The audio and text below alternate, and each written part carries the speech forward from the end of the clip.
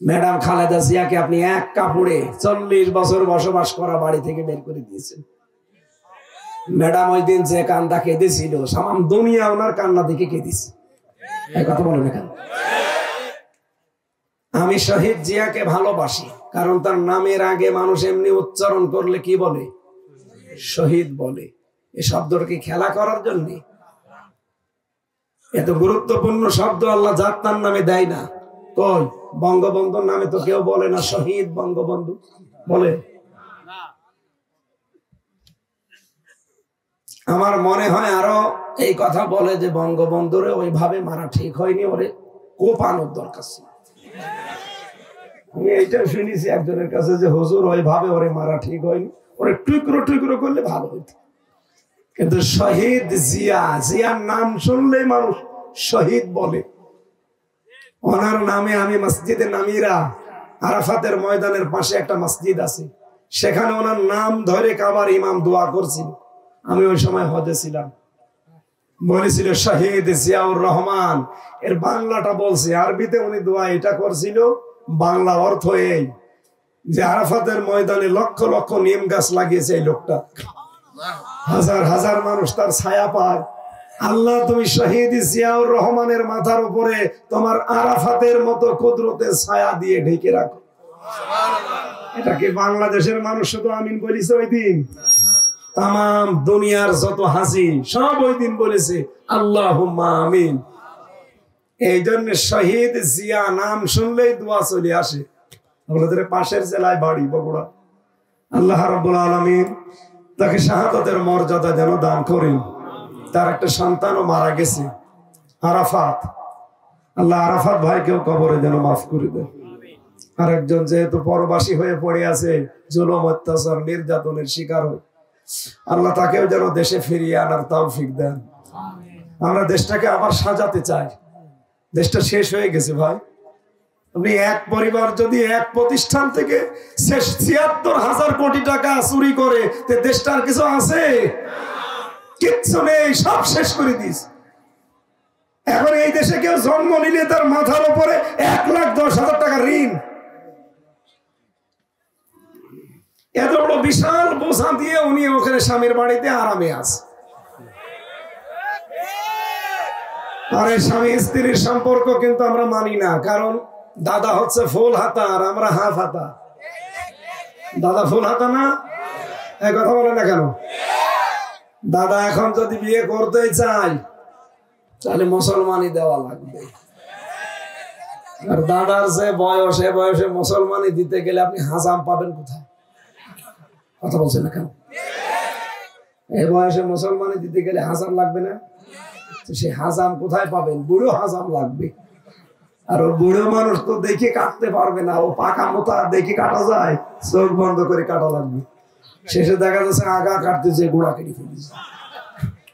জীবনের মতো বিয়ে করার স্বাদ মিটি যাবে। মহিলা ওখানে বসে বসে ষড়যন্ত্র করে, উস্কানি দেয় আর পাঠিয়েছে ট্রাম্পের কাছে যে উনি বলবে এই দেশে জঙ্গি তৈরি হচ্ছে। বাংলাদেশে জঙ্গি নেই, তার প্রমাণ এই ৬ মাস ১০ দিন। এই কথা বলেন না কেন? ৬ মাস ১০ দিনে একটাও জঙ্গি নাটক হয়েছে? নেই। কারণ জঙ্গির নাটক যিনি লিখবে তিনি পালিশ, আর যাদেরকে দিয়ে নাটক সাজাবে তারাও পালিশ।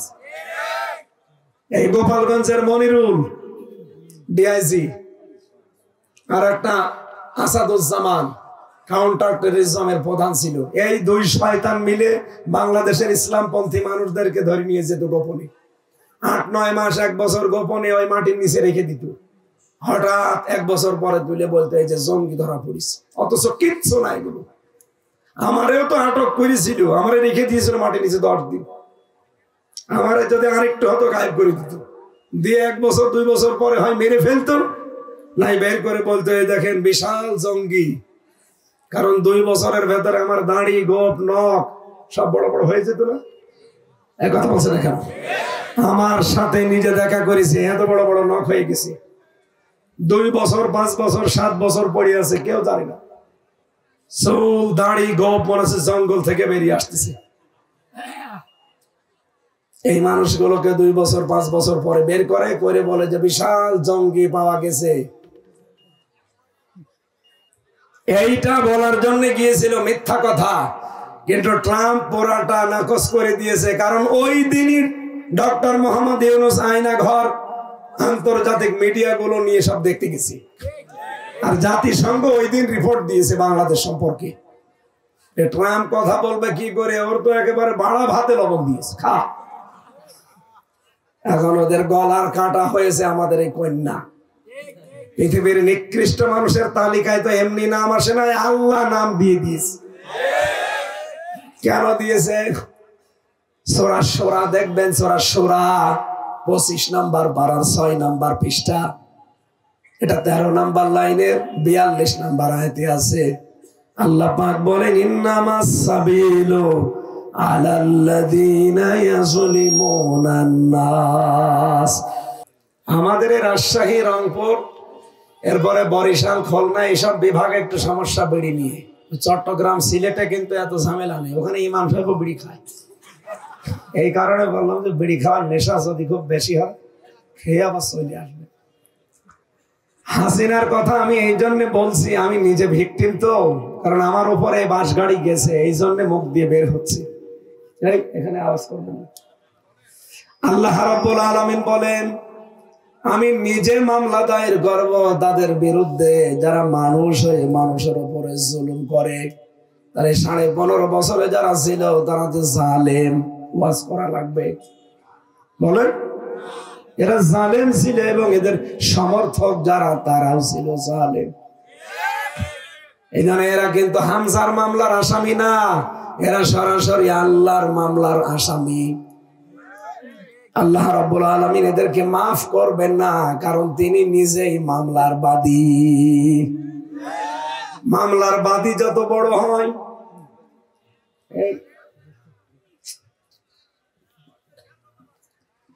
মামলার বাদী যত বড় হয় দেখবেন মামলাটা তত জটিল হয়, কঠিন হয়। আমার মামলার বাদী যদি কোনো সলিমদ্দি কলিমদ্দি হতো, আমি 3 দিনের বেশি জেলে থাকতাম না। মামলার বাদী এমন জন লাল দাগ দিয়ে দিয়েছিল, এই জন্য যতবারই মামলা তুলেছে বলেন না এটা বাদ দেন। 30 বারের উপরে তুলেছিল, মামলাটা দেয়নি। টাকা পয়সা দিয়েছে হবে, তাও তো হবে না, কারণ মামলার বাদী সরাসরি হাসিনা নিজে। আমার আর মাওলানা মামুনুল হক, এই 2 জনের মামলার বাদী ছিল উনি নিজে, লাল দাগ দিয়ে দিয়েছিল। আমি কেন বলছি? কারণ নিজে আল্লাহ মামলার বাদী জালেমদের, আর নিজেই বিচারপতি। বলেন, জালেমদেরকে কে দাঁড়াবে উকিল হয়ে তার পক্ষে? কে কথা বলেন না কেন? আমাদের পক্ষে কোন উকিল দাঁড়াতে ভয় পেত, কারণ তার লাইসেন্স আবার বাতিল হয়ে যায় কিনা। তাহলে আপনি জালেমের বিরুদ্ধে আল্লাহ নিজে মামলা দেবে, নিজেই বিচারপতি, কে দাঁড়াবে আপনার পক্ষে বলেন আপনি? সুতরাং 15.5 বছরে যারা জুলুম করেছেন, আপনার দুনিয়াও শেষ, আখিরাতও শেষ। আমরা যেন এরকম কপাল নিয়ে আর না তৈরি করি। আমাদের সামনে এমন দেশ গঠন হবে যে দেশে কোনো আয়না ঘর, আরো জোরে বলেন আয়না ঘর। এটা যে কত বড় মানবতা, মানবতার সাথে কৌতুক। আমি 10 দিনে হাফ পাগল হয়ে গিয়েছিলাম, অথচ ওখানে ব্যারিস্টার আরমান 8 বছর কাটিয়েছে। এদিকে 3.5 হাত, এদিকে 1.5 হাত, সামনে পায়খানা দেওয়া, এতটুকু জায়গা। পায়খানার কোনো দরজা, জ্বালানা, কোনো দেওয়াল, কিচ্ছু দেওয়া নেই। আপনি বসবেন, সব দেখা যাবে।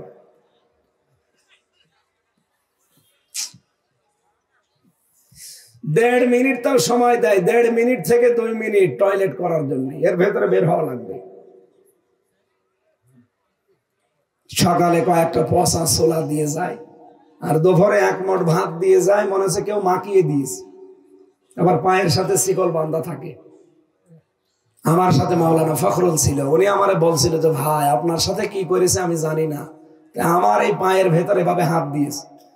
এভাবে হাত দিয়ে সামনে যে লোহার ব্যারিকেড দেওয়া খাঁচা, ওই খাঁচার সাথে আটকিয়ে তালা লাগিয়ে দিয়েছে। 1-2 মিনিট, 5 মিনিট, 1 ঘন্টা পরে খুলে দে না, বছরের পর বছর আটকিয়ে রাখে। আমি দেখতাম আমার সাথে ফাঁসির ওই কন্ডেম ছেলে লোকটা ছিল, এমনি এদিক 3.5 হাত, এদিকে 1.5 হাত। বলেন, আমার নিজেরই শোয়ার জায়গা নেই, আর উনি হাত পা ছেড়ে দিয়ে দেখতাম এভাবে 60 পা। আরে ভাই এভাবে থাকেন, আমি থাকবো কোথায়? বলে হামজা এইভাবে থাকা যে কত বড় নিয়ামত, মানুষ যে শুয়ে থাকে আমি নিজে টের পাচ্ছি যেটা কত বড় আল্লাহর নিয়ামত শুয়ে থাকা। আমি 3 বছর শুতে পারিনি এইভাবে, 3টা বছর 24 ঘন্টা বসে কাটিয়েছি। মানুষ এত নিচে নামতে পারে ক্ষমতার জন্য।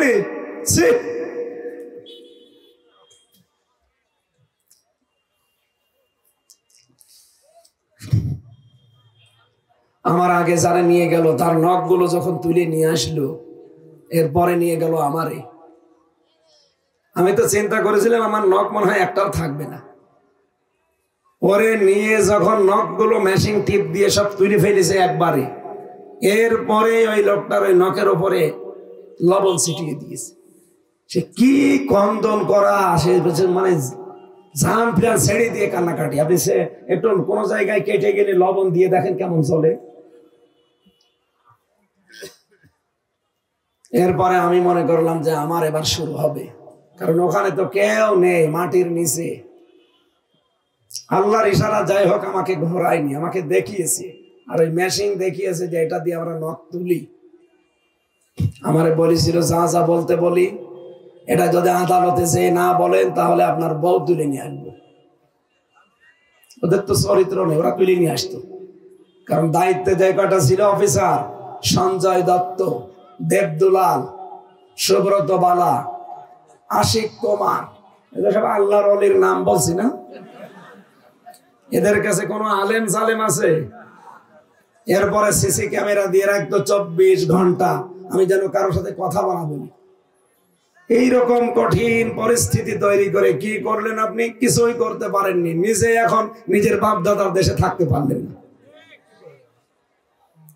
এই জন্য যে যা করেছিলেন অতটুকু সদ আল্লাহ দুনিয়ায় তার উপরে তুলবে। যেন আমরা এমন কোন কাজ যেন সামনে না করি 5 বছর পরে আমার বাড়ি আবার আযাবুল বুলডোজার নাজিল হয়। কয়েকদিন আগে কি নাজিল হয়েছিল?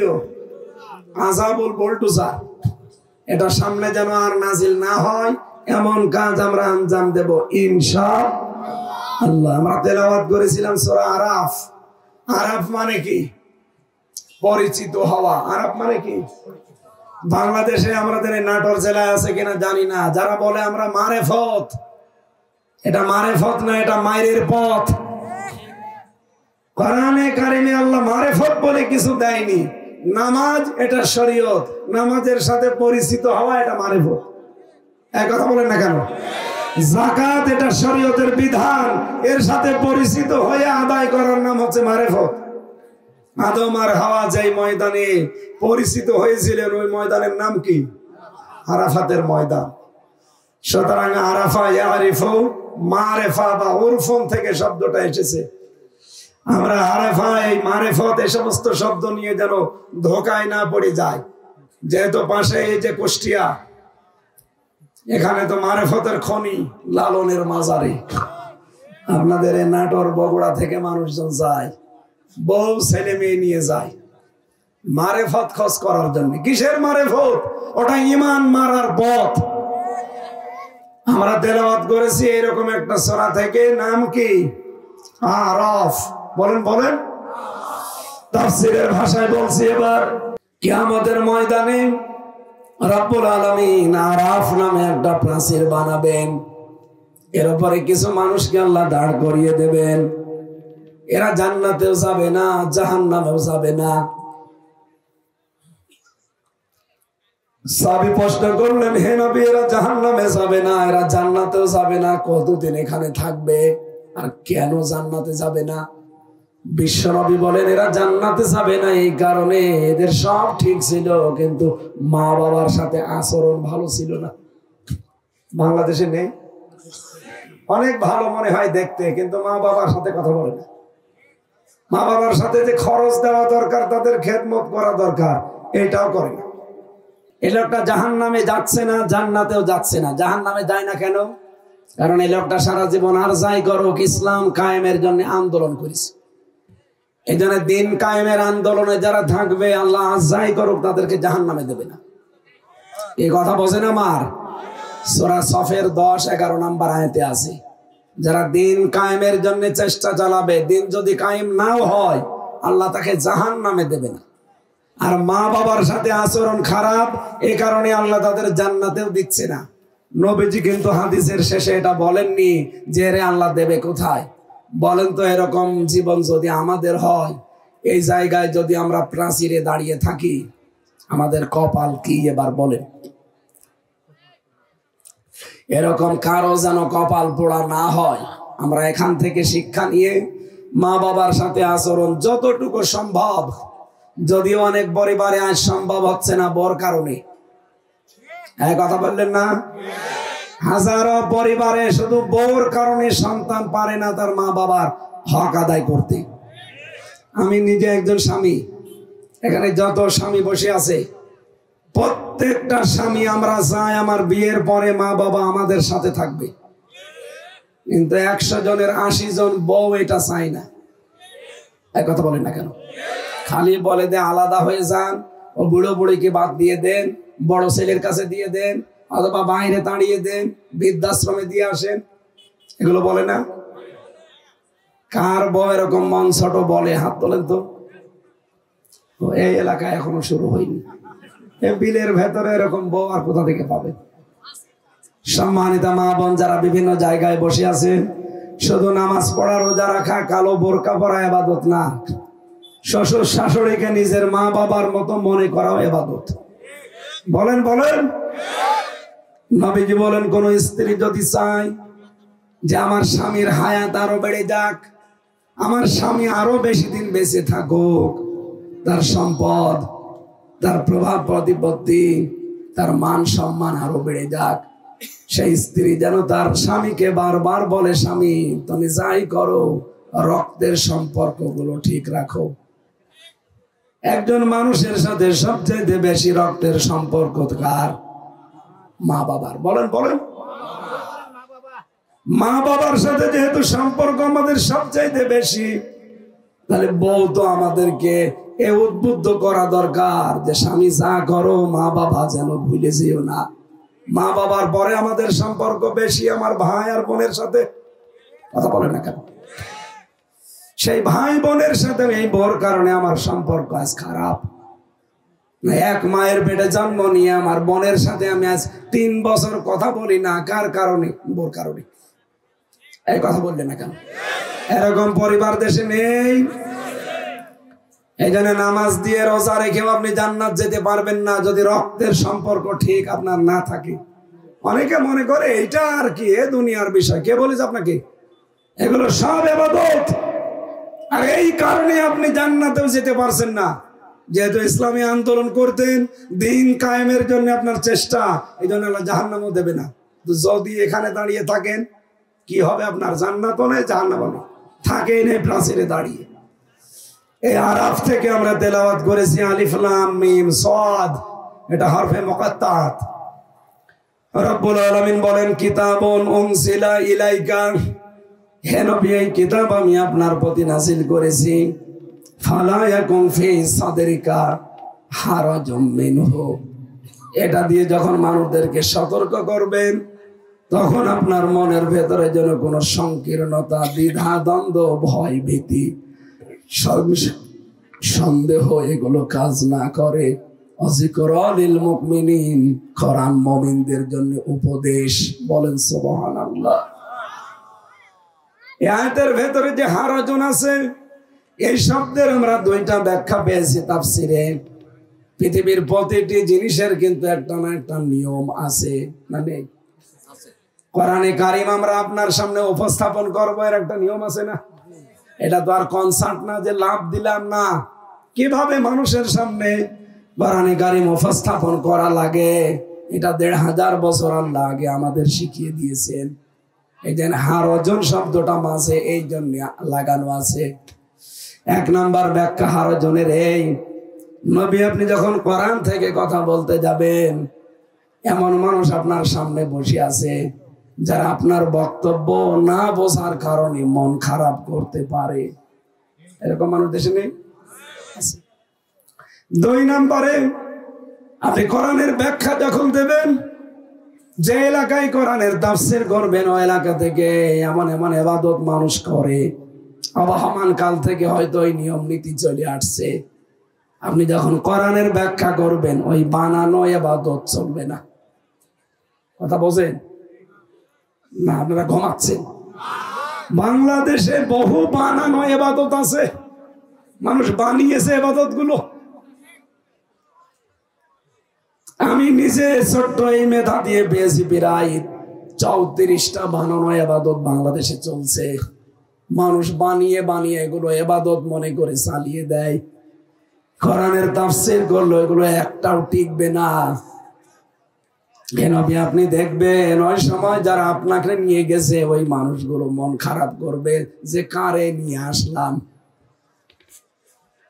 আমি একবার ঝিনাইদহ গিয়েছিলাম যখন বিশ্ববিদ্যালয়ে পড়তাম, ওই 13-14 সালের দিকে এক দরবারে নিয়ে গেছে আমারে। আমি জানতাম না ওটা পীরের দরবার।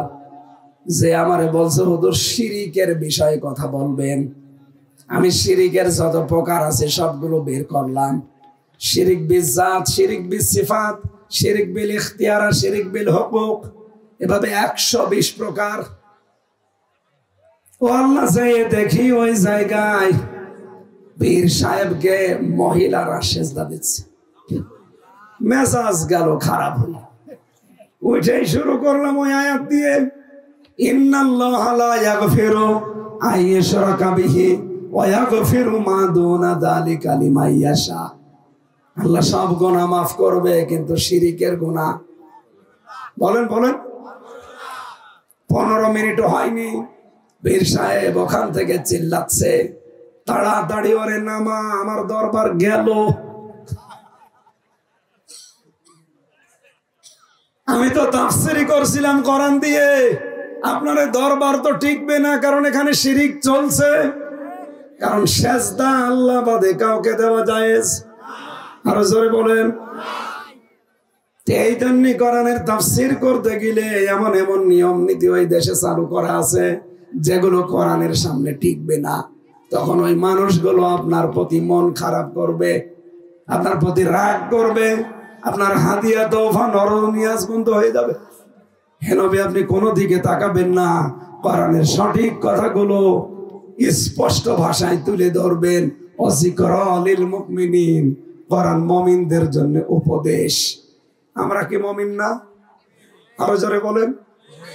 রব্বুল আলামিনের পরের আয়াতে জানিয়েছেন ইত্তাবিউ, তোমরা সবাই মিলে অনুসরণ করো, মা উনজিলা ইলাইকুম মির রাব্বিকুম, তোমাদের রবের পক্ষ থেকে যেটা তোমাদের উপরে নাযিল করা হয়েছে। ওয়ালা তাত্তাবিউ মিন দুনিহি আউলিয়া, কোন আল্লাহ ছাড়া কাউকে অভিভাবক হিসাবে গ্রহণ করার দরকার নেই। কলিলাম মা তাযাক্কারুন, আফসোস কোরআনের এই মূল বক্তব্য শোনার পরে অল্প কিছু মানুষ মেনে নেবে, অধিকাংশ মানুষগুলো দেখবেন মুখ ফিরিয়ে চলে যাবে। সুতরাং আজকে থেকে সিদ্ধান্ত নেওয়া লাগবে, শুধু আমির হামজারা না, ইত্তাবিউ বহু বছর তোমরা সবাই মিলে অনুসরণ করো। এ নির্দেশ কার? এখান থেকে আজকে সিদ্ধান্ত নিতে পারবেন না যে দল মতের বাইরে আগে দেখবো যে কোরআন আছে কিনা। আমরা অনুসরণ করতে চাই সবাই মিলে কিসের? আরো জোরে বলেন। এটা না আগামীর বাংলাদেশ হবে কোরআনের বাংলাদেশ। এই কথা বলে না কেন? 56,000 বর্গ মাইল যদি এইটা দিয়ে চলে মিনি জান্নাত হয়ে যাবে।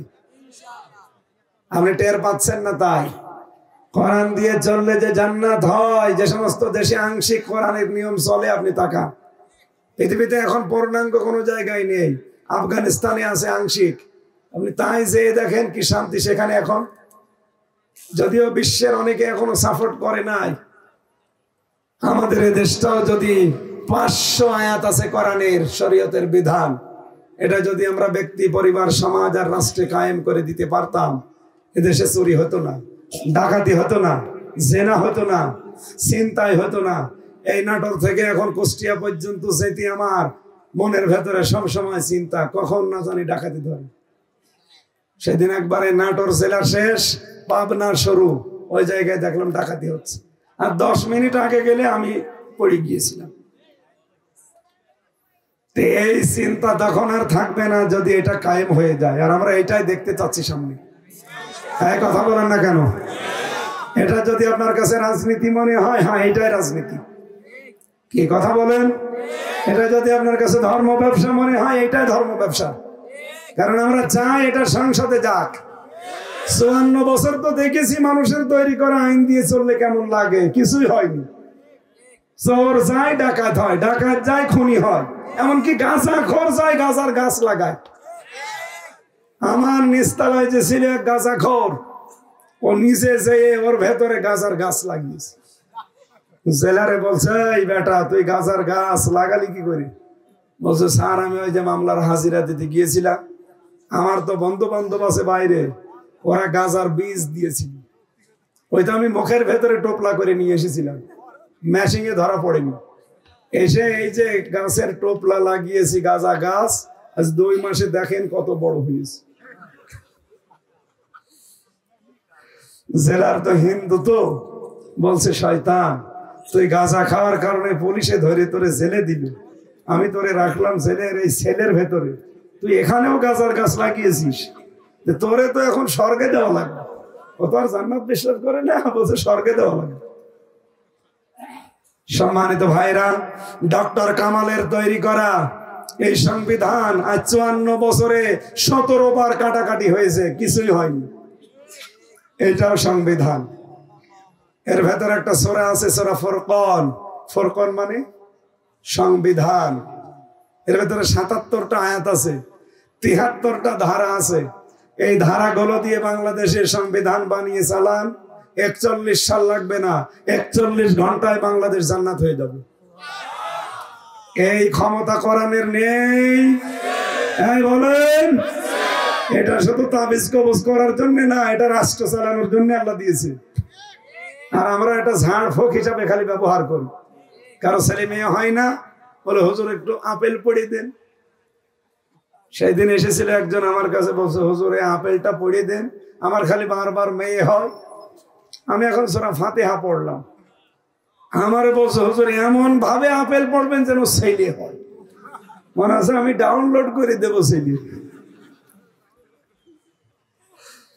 সম্মানিত মা বোনেরা, অনেক মহিলা এরকম আছে, মনে করে বাবার কাছে গেলে বিভিন্ন তাবিজ কবজ নিলে, ঝাড় ফোঁক নিলে মনে হয় এগুলো হয় না। সন্তান দেওয়ার মালিককে, সুতরাং এই বিশ্বাস আল্লাহর উপরে করা লাগবে, নয়তো আপনি শিরিক করছেন। এই জমিন বানিয়েছে কে? এখানে আইন চলবে কার? সুতরাং আল্লাহর আইন বাদ দিয়ে অন্য আইনের পক্ষে যারা কাজ করেন তারা শিরিক করছেন। যারা শিরিক করে তারা মুশরিক। এই কথা বলেন না কেন? এই যে সবে বরাত চলে গেল, সামনে সবে কদর আসতেছে। সবে বরাত বলেন, সবে কদর বলেন, 2 প্রকার মানুষকে বাদ দিয়ে আল্লাহ সবাইকে মাফ করে দেয়। 1 নাম্বার মুশরিক, যারা শিরিক করে, আর 2 নাম্বার যারা হিংসুক। আর এই 2টাই বাংলাদেশে বেশি। এত হিংসা করেছিল এই ডাইনি মহিলা, যাদের উপরে হিংসা করেছে তাদের জীবনটাই নষ্ট করে দিয়েছে। আপনি নিজেকে, আমি খালি একটু বর্ণনা দিলাম, আমার নিজের উপরে যা গেছে তাই। আমার চাইতে 100 গুণ বেশি হয়েছে ব্যারিস্টার আরমানের উপর। তারে 8 বছর এক জায়গায় এভাবে হাত পা পেছনে দিয়ে ফেলে রেখেছিল। 8 বছর। উনি পরশুদিন টকশোতে বলছিলেন, উপস্থাপিকা সহ যারা ছিল প্রত্যেকে অঝর নয়নে কাঁদছিল। কি যে অত্যাচার হয়েছে, আল্লাহ এমনি জালেমের তক্তা নড়িয়ে দেয়নি, এই কারণে দিয়েছে। হাজারো মুসলিমের চোখের পানি আর্তনাদ, বিশেষ করে বিডিআরদের।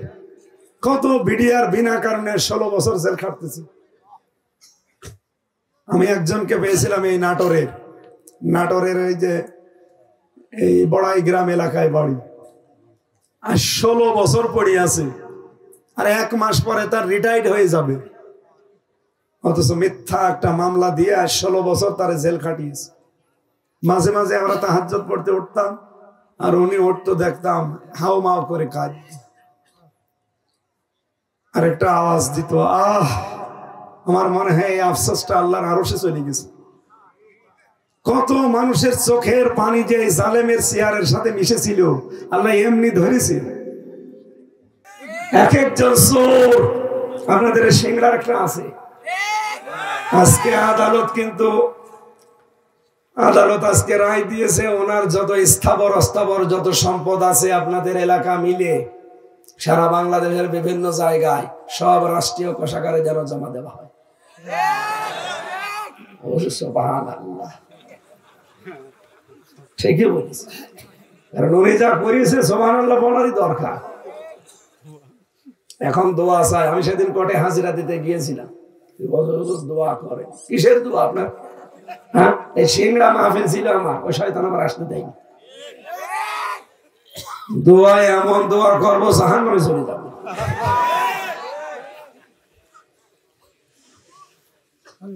এই যে পাবনা পাশের জেলা, নাটোরের পরে পাবনা না, রূপপুর যে পারমাণবিক কেন্দ্র হয়েছে, এখান থেকে ৭৬,০০০ কোটি টাকা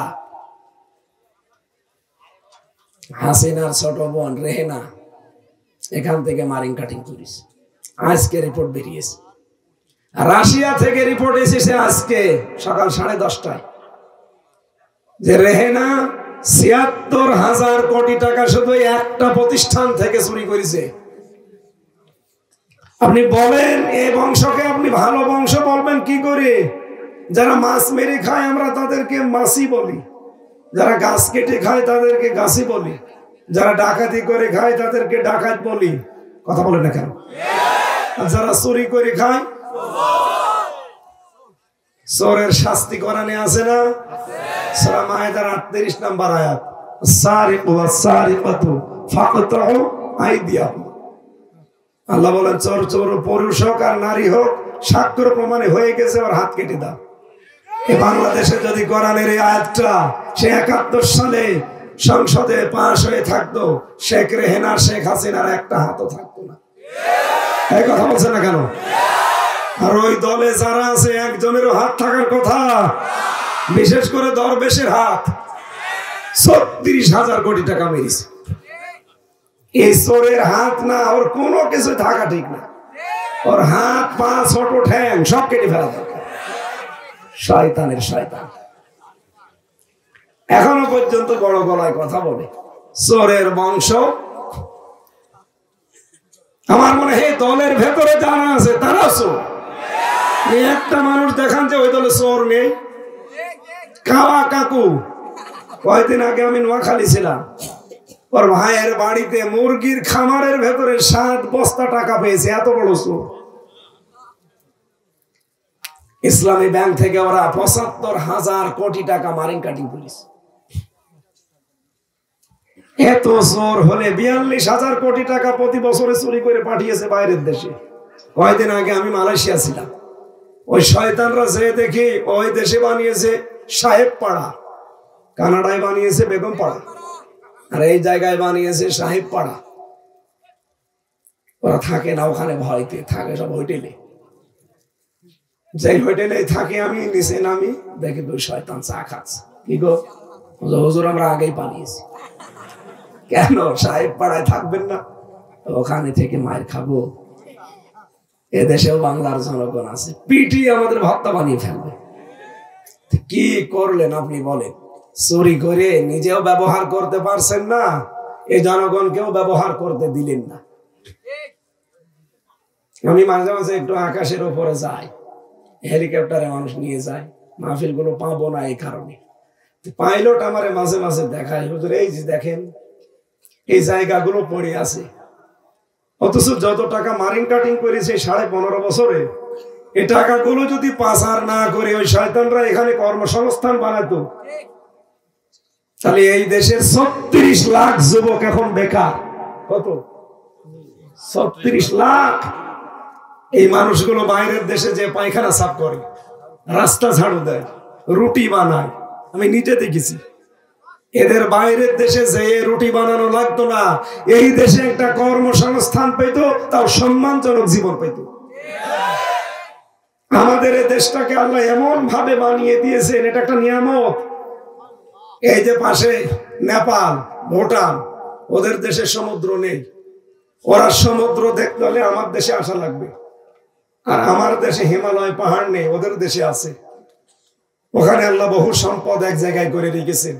আর আমাদের এই সমুদ্র বন্দরে, এই মাতার বাড়ি যেটা সমুদ্র বন্দর আছে, সন্দ্বীপে আছে, চট্টগ্রামে আছে, এই জায়গাগুলো যদি সত্যি আমরা ব্যবহার করতে পারতাম, আর ব্যবহার সামনে হবে। আজকে সকালবেলা ডক্টর মোহাম্মদ ইউনূস ঘোষণা দিয়েছে যে এগুলো ব্যবহার হবে। এগুলো ব্যবহার হলে ভারতের এই 7 সিস্টার, নেপাল, ভুটান এবং আমাদের দেশ চীন সবার কাজ হবে। আমাদের কিচ্ছু নেই, কিন্তু আমাদের সম্পদ হচ্ছে আমরা জনগণ। 18 কোটি জনগণ আমরা জনসম্পদে যদি পরিণত করতে পারি। চীন আজকে প্রযুক্তির কারণে এত বেশি এগিয়ে যাচ্ছে। আমার সাথে জেলে চীনা 2 জন ছিল, তাদের নামে মামলা হয়েছিল বলে তারা জেলে আমার সাথে ছিল। এদের যে প্রযুক্তির যে বুদ্ধি, ওদের মাথা না, ওদের মাথা একটা কম্পিউটার। জীবনে যেটা কোনোদিন ভাবতে পারে না সেইটা দিয়ে ওরা জিনিস বানায়। যে পানি খেয়ে খেয়ে আমরা ফেলে দেই না বোতলগুলো, ওরা দেখতাম বোতলগুলো পানি খেয়ে ফেলে দিয়ে মুখগুলো আটকে উল্টো করে 3-4টা প্যাচ দিয়ে বেঁধে চেয়ার হিসাবে ব্যবহার করে। জীবনে কোনোদিন কল্পনাও আসে নাই আমার। চীনে মানুষ, পৃথিবীতে সবচাইতে বেশি মানুষ বাস করে চীন দেশে। কোন দেশে? অথচ তারা এখন প্রযুক্তির কারণে এত বেশি উন্নত, বিশ্বের বিভিন্ন দেশ থেকে, এখন কি বাংলাদেশ থেকে তারা এখন জনসংখ্যা নিতে চায়। ওদের এত বেশি জনসংখ্যা থাকার পরও যদি আমাদের দেশের মানুষ ওদের দরকার হয়, আমাদের দেশের এই জনসংখ্যাকে আমরা জনসম্পদে পরিণত করতে পারবো না? বলেন।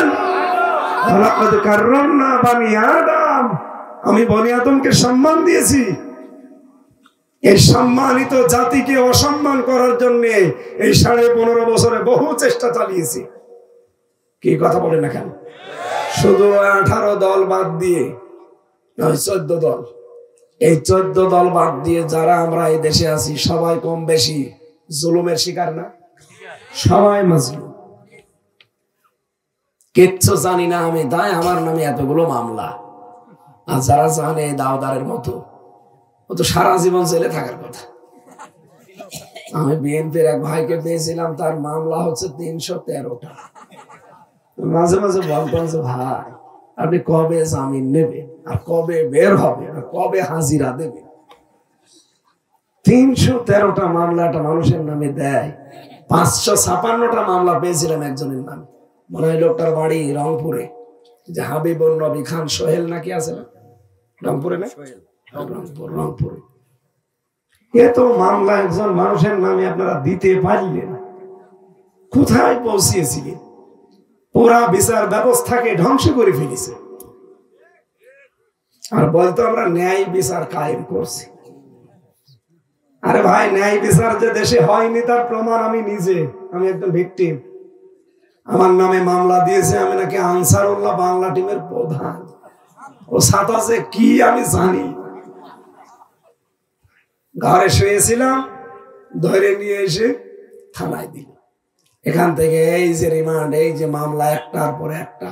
আমার বাবার কাছে বলে যে টাকা দেন, নাই মামলা আরো দেব।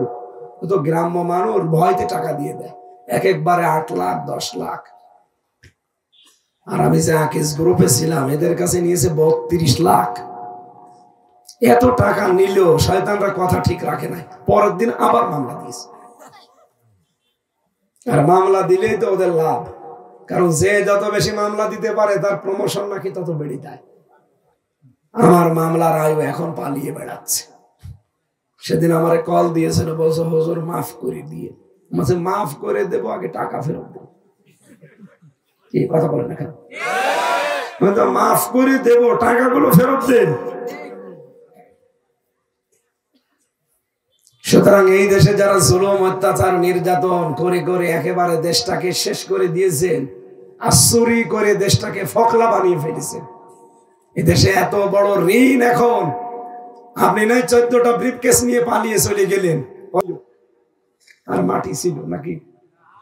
আপনারা জানেন না, আমার দেশ পত্রিকা রিপোর্ট দিয়েছে, হাসিনা যাবার সময় 14টা ব্রিফকেস নিয়ে গেছে। কারোর সাথে কোনো কথা বলেনি, শুধু পাইলটকে বলেছে বাক্সগুলো উঠেছে, বলছে চলো। কাউকে যে বলে যাবে বলতে পারতো না যে পলক চলে গেলাম, কিছুই বলে না। আমার নাম্বারটা জোগাড় করে বলতে পারতো না যে হামজা 3 বছর জেল খাটালাম, মাফ করে দিয়ে চলে গেলাম, কিছুই বলে না। চুরি করে পালিয়ে চলে গেল।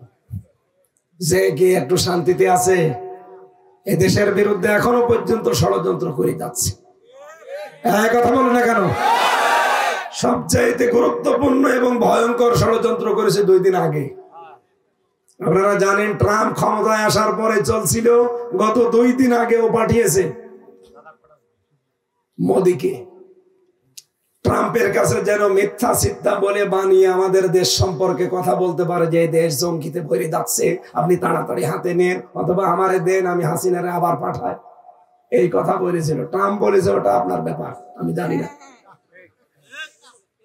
হাসিনার কোন বিষয় আমি শুনতে চাই না, কারণ আমি মানুষই মনে করি না। মানুষ মনে করে না কেন? কারণ তার আগের দিন একটা রিপোর্ট বেরিয়েছে, ট্রাম্প জাতে মাতাল হলো, টানে ঠিক আছে। তামাম দুনিয়ায় 257টা রাষ্ট্র, কয়টা? 257টা রাষ্ট্রের ভেতরে সবচাইতে নিকৃষ্ট মানুষের তালিকায় 1ম নম্বরে নাম এসেছে হাসিনা। এর মতো নিকৃষ্ট মানুষ এই দুনিয়ায় আর নেই। 2 নম্বরে নাম এসেছে বাশার আল আসাদের। আমাদের জন্য কলঙ্ক যে 1 নম্বরে আমরা পেলাম। ওই যে বাড়ি ভাই বলছিলেন যে চোর নাকি ওনার নামও পড়ে যাচ্ছে, ওনার থানায় এসে চুরি হয়েছে। আমাদের দেশ হিসাবে আমরা এখন কলঙ্কিত। বিশ্বের মানুষ জানে যে নিকৃষ্ট মানুষ একজন বিশ্বের 257টা দেশের ভেতরে, সেটা কোন দেশে? এই বংশটা শুধু বাংলাদেশের বদনাম করছে। ওনার বোন রেহেনা, তার মেয়ে টিউলিপ বাইরের দেশের জন্য বদনাম। বাংলাদেশটাকে ডুবিয়ে ফেলার জন্য এই বংশটাই যথেষ্ট। এই জন্য বাংলার জনগণ দেখেন কি করেছে, গড়িয়ে দিয়েছে একেবারে। আল্লাহ রাব্বুল আলামিন আমাদের হেফাজত করেন। আগামীতে যারা ক্ষমতায় আসবেন তারা যেন জালেম না। এই কথা বলেন না কেন?